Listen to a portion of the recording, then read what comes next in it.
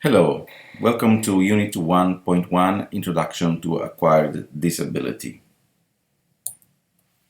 In this unit, we will talk about epidemiology of disability, discussing about the general prevalence of disability, the concept of acquired disability, and disability types by age. Then, we will move on the models of disabilities that have followed one another over the centuries. This historical perspective on disability is important in order to understand why the World Health Organization has developed the current model of disability, which is the biopsychosocial model of disability. Finally, we will lead to some conclusions.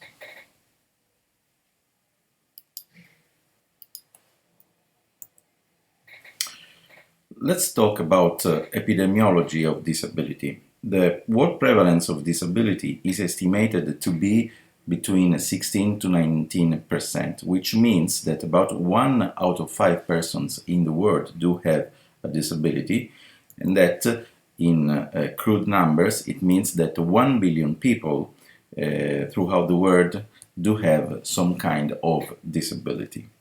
Therefore, we can say that persons with disability are the largest minority in the world.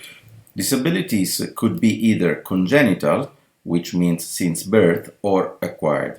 Within this presentation, as well as within the Enneadi project, we will focus on acquired disabilities. Regarding acquired disability, the most frequent causes are traumatic brain injury, stroke, and spinal cord injury. However, there are differences between these three conditions. Indeed, traumatic brain injury is the most common cause of acquired disability, with an estimated incidence of 27 million people per year, which means a total prevalence of 56 million cases throughout the world. Regarding stroke, incidence is much lower, is about half of that of traumatic brain injury, with about 12 million people, but the prevalence is much higher, 104 million cases, which means that basically the mortality of traumatic brain injury is still quite high. Similar consideration could be applied to spinal cord injury, where the incidence, the global incidence, is less than 1 million, with an estimated prevalence which is 7 million cases, which is about half of the prevalence of traumatic brain injury.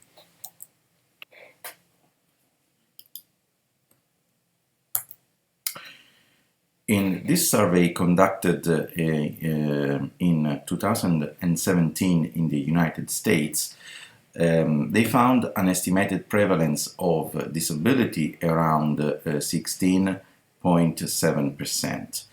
And if we have a look at the breakout by type, we can see that the most common form of disability, above 20%, is ambulatory disability. Then between 15 and 20% we got in order independent living disability, hearing and cognitive disability, followed by self-care disability and vision disability, both around 10%. If we have a look at the prevalence of disability by age class, we can see that really disability can affect any age. Of course, below the age of 5 years, the most common forms of disability are hearing and vision disabilities, and these are likely to be congenital. Then, between 7 to 17 years, there are almost all forms of disability, although the most common one are the cognitive and self-care disability, and these are likely to be influenced also by congenital disabilities. After the age of 18, there are all forms of disability being represented, with the most common one being the ambulatory and cognitive disability, probably because at this level we start having acquired disability due to spinal cord injury and traumatic brain injury. Finally, above the age of 65 years, all all types of disability are present, with again the ambulatory disability being the most common one. And of course, here we can see the burden of stroke taking the lead, as well as, generally speaking, the disability which could be associated to aging within the context of the frailty syndrome. Now, let's move on to the historical perspective on disability, discussing about the models of disability. We will start with the very first model of disability, which is the so-called moral model of disability, which was really the leading paradigm until the 17th century. Basically, within this model, disability is seen as a sort of punishment from God, assuming that persons with disability are disabled because are inherently bad. The moral model is well depicted in this movie about the epic resistance of 300 Spartans against a 100,000 army of Persians at the Thermopylae, where we got the hero, the beautiful, the good, the righteous, the loyal, and of course healthy and able Leonida, against the villain, which was the ugly, the bad, the traitor, and of course with some kind of disability, Ephialte. Since the 19th century, with the advent of the industrial era and positivism, the moral model was slowly overpassed by the so-called medical model of disability. Particularly with the advancement of medical sciences and knowledge, disability was more and more seen not as a punishment of God, but as the outcome of some disease in terms of impairments, defects of body functions. So we moved on from the moral model perspective. You got a disability because you're a bad person and therefore need to be punished, to another kind of concept. You had a disease and this is why you are crippled, therefore you need to be in some way fixed. So the paradigm was a little bit more apparently empathic in terms of, oh, poor disabled, what a tragedy for the family, which is not really very empathic, I would say.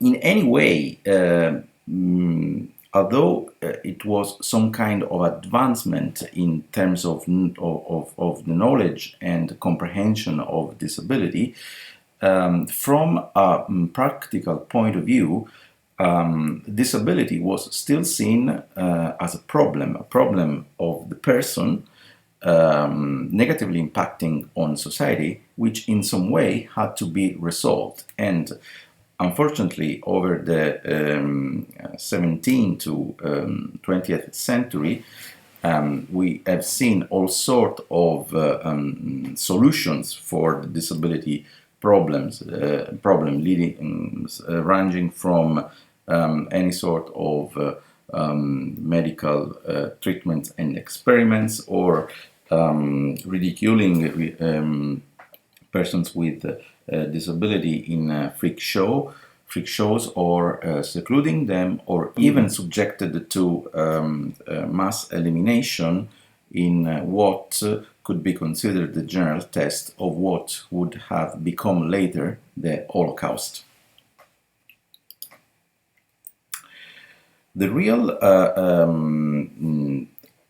an important advancement in terms of conceptualization of disability, and also in terms of an improvement of the general attitude towards persons with disability started developing in the 70s year of the 20th century in the UK, where disability was not seen anymore as the sole consequence of diseases, but as a society problem rather than a person's problem.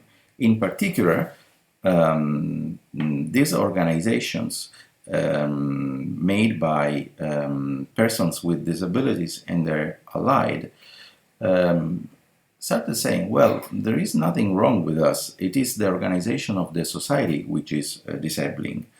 Because it doesn't consider at all in terms of physical barrier and organizational and attitude barriers the needs of persons with impairments. Therefore, persons with impairment are subjected to restrictions imposed by society in terms of the activities that they could carry out. So basically, it is really the society which is disabling. Therefore, in a last word, it is the society which that excluded persons with disability from social participation rather than the impairments caused by a disease.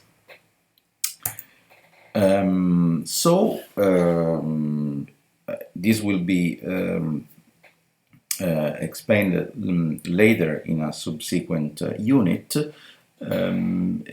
Starting from this century in 2001, another model of disability emerged linked to the International Classification of Functioning, Health and Disability, the so-called ICF, by the World Health Organization, which is called the biopsychosocial model. According to the biosocial model, basically, the disability is seen as the result of the complex interaction between a health condition leading to impairments and the contextual factor, which could be environmental and personal, which are around or inside the individual, which can lead to better functioning or more disability. So basically, disability is seen as the alter ego, I would say, of the functioning. And this is really a major advancement because this new model basically puts together the medical perspective on disability with the social perspective on disability. This is the biopsychosocial model, where we can see that basically disability is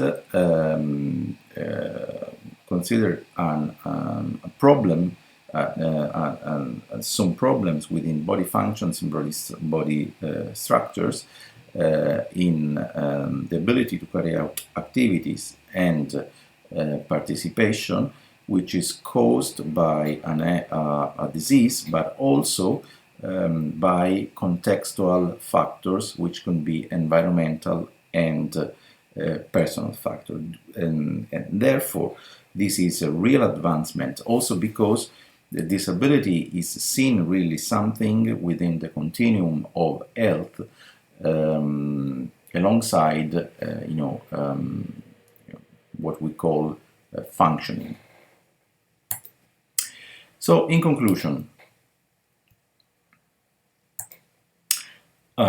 we can say that persons with disability are the largest minority in the world. Throughout the history, persons with disability have been ridiculed, abused, discriminated, segregated, if not eliminated. There have been various conceptual models of disabilities which throughout the century, but the current model of disability is probably really the best one, because it shows the importance of a multidimensional perspective on disability, taking account of both medical and social aspects of disability. So despite this advancement, there are still problems regarding persons with disability. There are problems regarding their ability to access education, to access public services, to access job opportunities, physical activities. There are important issues of poverty amongst persons with disability, or even difficulties in accessing, for instance, voting rights. And therefore we can really say that the life of persons with disability is still not easy in 2001.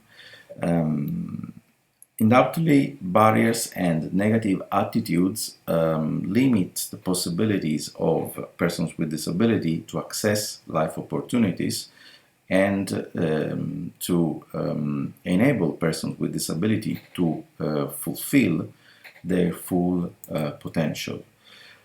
Even nowadays, then, there is a need to focus on providing chances of accessibility, independence, and opportunities. I would say that the most important things probably is to remember that advocating the respects of the rights of persons with disability is really a matter of advocating the respects of basic human rights. And we can say that in this respect, the road ahead is still a long, long one. Thank you for listening. Here you can find some more data which were called upon in this presentation, and thank you very much for listening.